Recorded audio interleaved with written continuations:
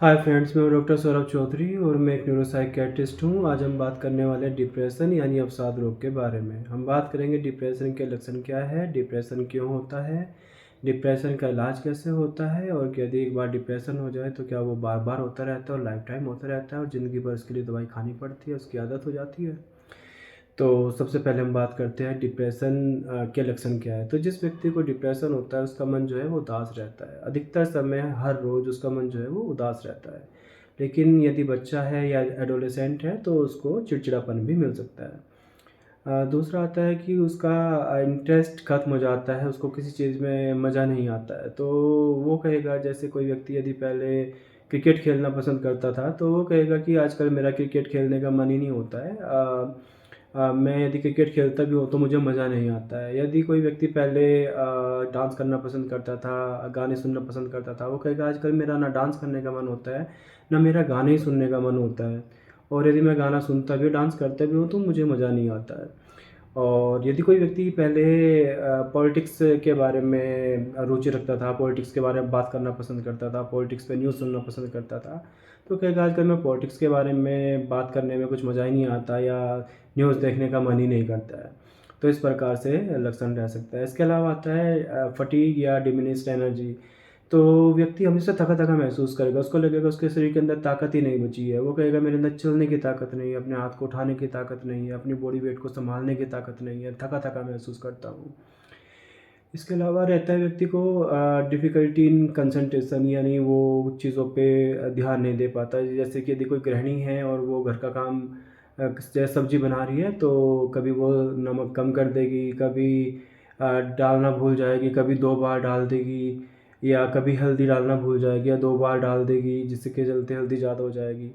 या तो कभी वो गैस स्टोव के ऊपर सब्ज़ी रख के भूल जाएगी कि उसने सब्ज़ी बनाने के लिए रखी हुई है। तो इस तरह के भी लक्षण मिल सकते हैं। इसके अलावा होता है कि एपेटाइट या तो इंक्रीज़ हो सकती है, डिक्रीज़ हो सकती है। अधिकतर समय जो होता है भूख वो कम ही होती है, लेकिन कभी-कभी भूख बढ़ भी सकती है।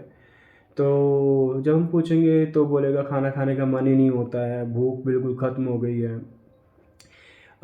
यदि भूख बढ़ी है तो अधिकतर जो है कार्बोहाइड्रेट क्रेविंग होती है, यानी कि मीठा खाने का मन करता है।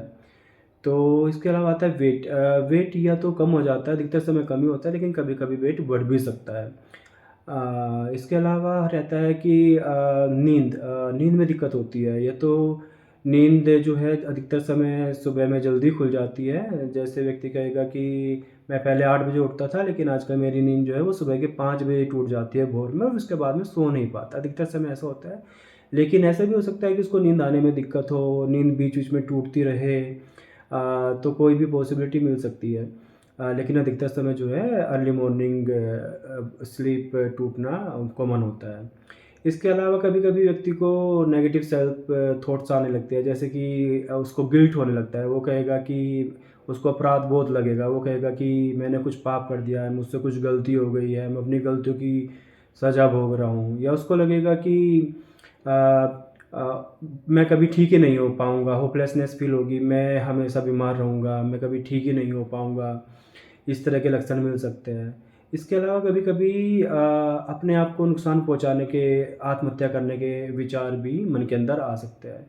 तो यदि इस प्रकार के लक्षण हैं, इनमें से कोई 5 लक्षण किसी व्यक्ति में more than equal to 2 weeks present है, यानी कि 2 सप्ताह से ज़्यादा मिलते हैं, तो हम मान लेते हैं कि व्यक्ति को डिप्रेसिव एपिसोड है। अब बात करते हैं कि डिप्रेशन होता क्यों है? तो डिप्रेशन के लिए देखिए कई सारी चीज़ें हैं, जैसे किसी को जेनेटिक प्रिडिस्पोज़िशन हो सकता है, आनुवांशिक कारण से हो सकता है।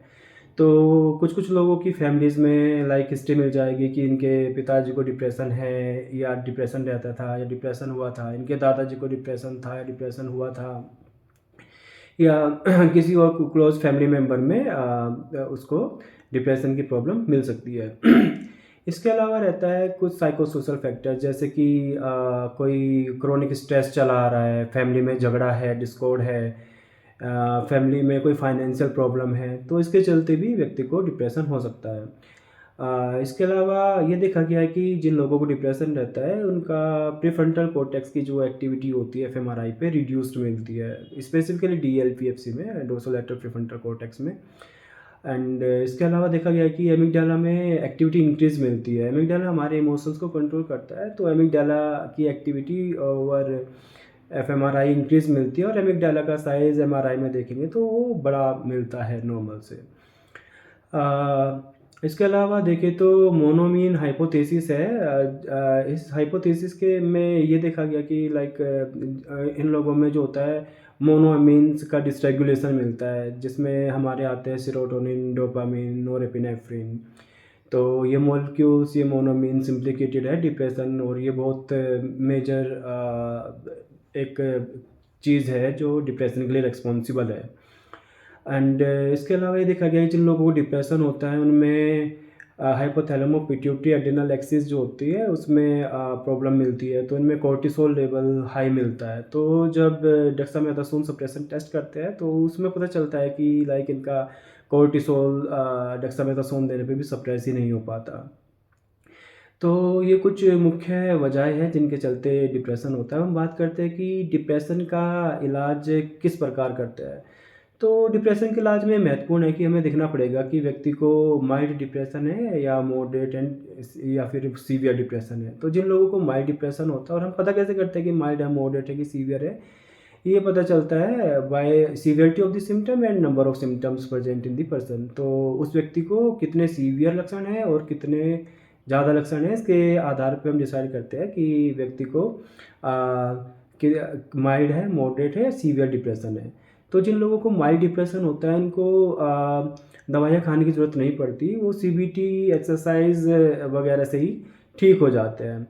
एंड जिन लोगों को मॉडरेट या सीवियर डिप्रेशन होता है, ऐसे लोगों को एंटी डिप्रेसेंट्स देनी पड़ती है। और एंटी डिप्रेसेंट में बहुत सारे मॉलिक्यूल्स आते हैं, जिसमें कुछ SSRIs है, कुछ SNRIs है, कुछ ट्राईसाइक्लिक एंटी डिप्रेसेंट्स है। तो पहले हम SSRI पे ट्राई करते हैं, और यदि ये SSRI हम कैसे डिसाइड करते हैं, पेशेंट एंड सिम्टम प्रोफाइल के बेसिस पे हम डिसाइड करते हैं कौन सा हमें SSRI चलाना है। और यदि एक SSRI पे रेस्पॉन्स कम है या आ ही नहीं रहा है तो हम दूसरे SSRI पे जा सकते हैं, और we can switch in classes also कि SSRI की वजह से की जगह पे हम SNRI ट्राई कर सकते हैं। और यदि उससे भी रेस्पॉन्स नहीं आ रहा है तो ट्राईसाइक्लिक एंटी डिप्रेसेंट ट्राई कर सकते हैं। एंड इसके अलावा यदि किसी को हाइपोथायरॉइडिज्म है तो थायरोक्सिन सप्लीमेंटेशन का भी रोल रहता है। एंड यदि किसी व्यक्ति को सीवियर डिप्रेशन है, उसको साइकोटिक फीचर्स है या उसको सुसाइडल आइडिएशन हो रही है, आत्महत्या करने के विचार आ रहे हैं, तो ऐसे लोगों में ECT यानी कि इलेक्ट्रोकन्वल्सिव थेरेपी की भी ज़रूरत पड़ती है। तो इन पेशेंट्स को, इन लोगों को, इन व्यक्तियों को एडमिट करना पड़ता है और फिर इनको ECT देना पड़ता है। अब बात करते हैं कि यदि एक बार डिप्रेशन हो गया तो क्या लाइफ लॉन्ग डिप्रेशन रहेगा, बार बार डिप्रेशन होगा? नहीं, हमेशा ऐसा ज़रूरी नहीं है कि किसी व्यक्ति को यदि एक बार डिप्रेशन हो गया तो लाइफ लॉन्ग डिप्रेशन रहेगा। जब किसी व्यक्ति को पहली बार डिप्रेशन होता है तो 6 से 9 महीने यदि वो सही से इलाज करा लेता है, दवाइयाँ खा लेता है, तो उसका डिप्रेसिव सिम्टम, डिप्रेसिव एपिसोड ठीक हो जाता है। लेकिन यदि किसी भी व्यक्ति को बार बार डिप्रेशन हो रहा है तो या फिर उसका डिप्रेशन जो है वो मतलब कि उसने सही से ट्रीटमेंट नहीं लिया, दोबारा से इसलिए हो गया है, तो फिर उसमें प्रोलॉन्ग्ड ट्रीटमेंट की ज़रूरत पड़ सकती है। मोर देन ईयर भी ट्रीटमेंट चलाने की ज़रूरत पड़ जाती है। तो एंटी डिप्रेसेंट्स होती है, उनकी कोई आदत नहीं लगती। ऐसा नहीं है कि आप यदि एक बार एंटी डिप्रेसेंट खा लोगे तो आपको वो ज़िंदगी भर खाना पड़ जाएगा, आपका शरीर उनके बगैर, माइंड उनके बगैर एडजस्ट नहीं हो पाएगा, आपको दिमाग को उसकी ज़रूरत हो जाएगी, ऐसा नहीं होता है। तो ये कुछ वैल्यूएबल इन्फॉर्मेशन थी रिगार्डिंग डिप्रेशन, एंड मेरे को लगता है कि ये टॉपिक आपको पसंद आया होगा। यदि आपका कोई सवाल है तो आप कमेंट्स में पूछ सकते हैं। फिर मिलते हैं नेक्स्ट टाइम किसी दूसरे इंटरेस्टिंग टॉपिक पर बात करते हैं। Thank you so much.